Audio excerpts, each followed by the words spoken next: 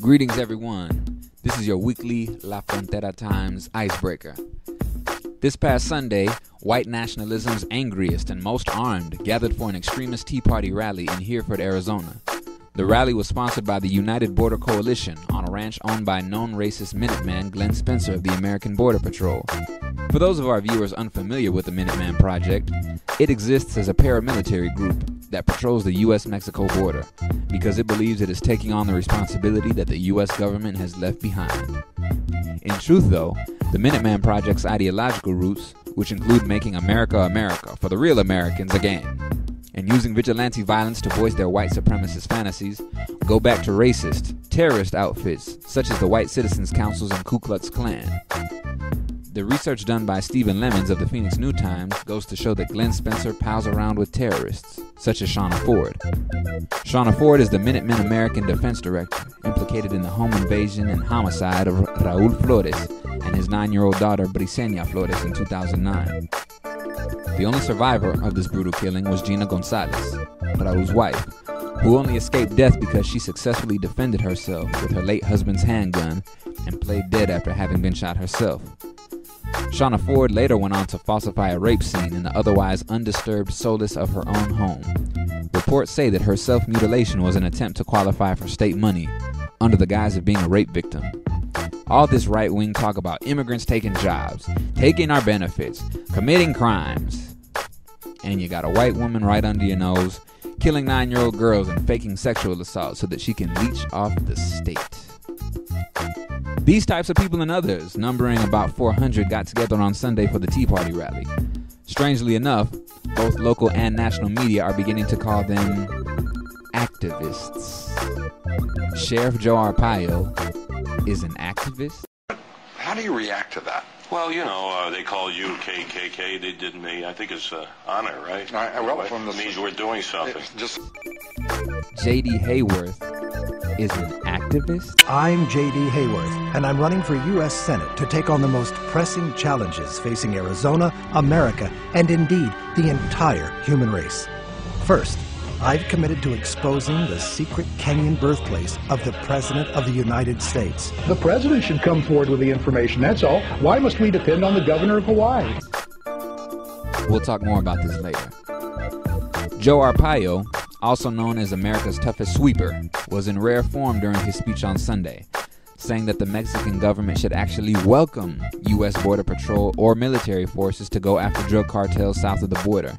But please, don't just say the border. Don't just say secure the border. That's a cop-out.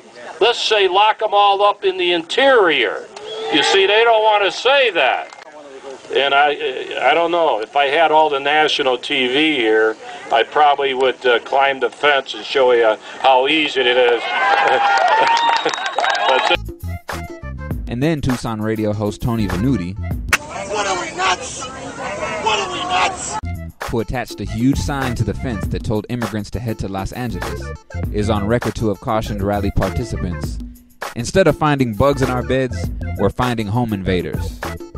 Venuti also calls himself an experiential social philosopher. What are we nuts? What are we nuts? Rally participants also placed various small flags and signs along the border's fence. Sounds like the perfect Sunday picnic, don't it? Given Venuti's comparison of brown folks to insects and the Arpaio allusion to urban internment, these Tea Party hate fests are really beginning to sound more and more like lynching parties. So the icebreaker advises those few citizens monitoring the Tea Party rally this Sunday to protect your neck, because who knows what lengths Russell Pierce, Joe Arpaio, J.D. Hayworth, and 400 other foaming patriots intent on securing America's borders will go to prove their seriousness. Because seriousness is all they have to prove, folks, given that the raw data just doesn't support their claims of border lawlessness in any way, shape, or form. In a recent article by Elena Shore of the New American Media, supported by countless other independent reports, we find that the U.S.-Mexico border is actually becoming safer, and that it is outside perceptions and media causing a climate of fear to manipulate public opinion. Over 87% of 1,222 residents living on the Mexican border of California, Arizona, New Mexico, and Texas feel safe where they live.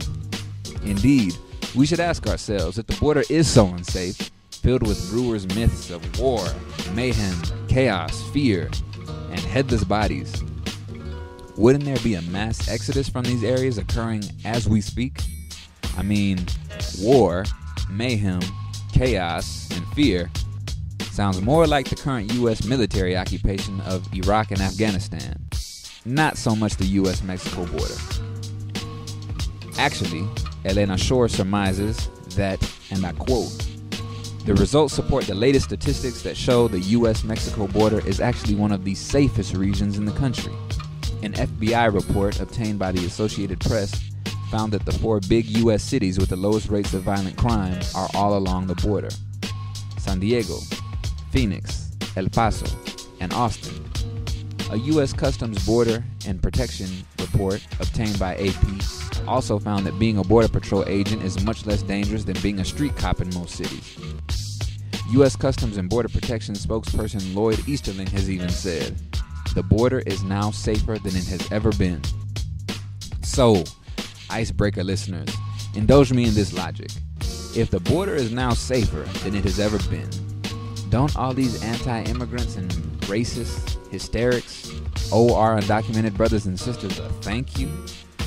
Perhaps undocumented immigrants are doing the job Sheriff Joe and Jan Brewer claim they want to do.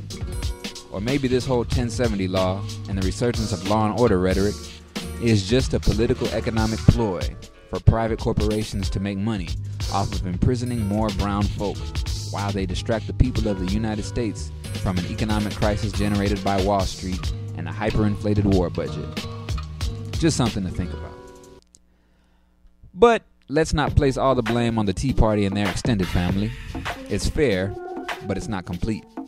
We would be remiss in not mentioning that President Barack Obama, of Hope and Change fame, signed a bill that gives $600 million to put more agents and equipment on the border. This bill hires 1,000 Border Patrol agents, more ICE agents, and pays for spanking new communications equipment and unmanned surveillance drones. Is this the Obama y'all voted for? Are these the Democrats you put your trust in? It seems like the radical Republicans and the Decepticrat Party are engaged in a political push and pull over who can militarize the police and border and line the pockets of private corporations who provide border enforcement technology faster. Now to close. Concerning the use of the term activist, the icebreaker sees this as yet another way that the primarily white right wing is coining civil rights movement vocabulary to paint itself as some type of grassroots campaign for justice. Who knows? They'll probably start calling themselves community organizers as November elections near. On a related note, if you check out Arizona's Prop 107, the Ward Connolly-sponsored anti-affirmative action bill, the legislation is so full of civil rights isms that you might be fooled to vote for it, meaning against affirmative action. It's just more evidence to let us know that for black and brown folks and oppressed people in general, our struggle is one. This has been your La Frontera Times Icebreaker. Visit us on the web at www.lafronteratimes.com.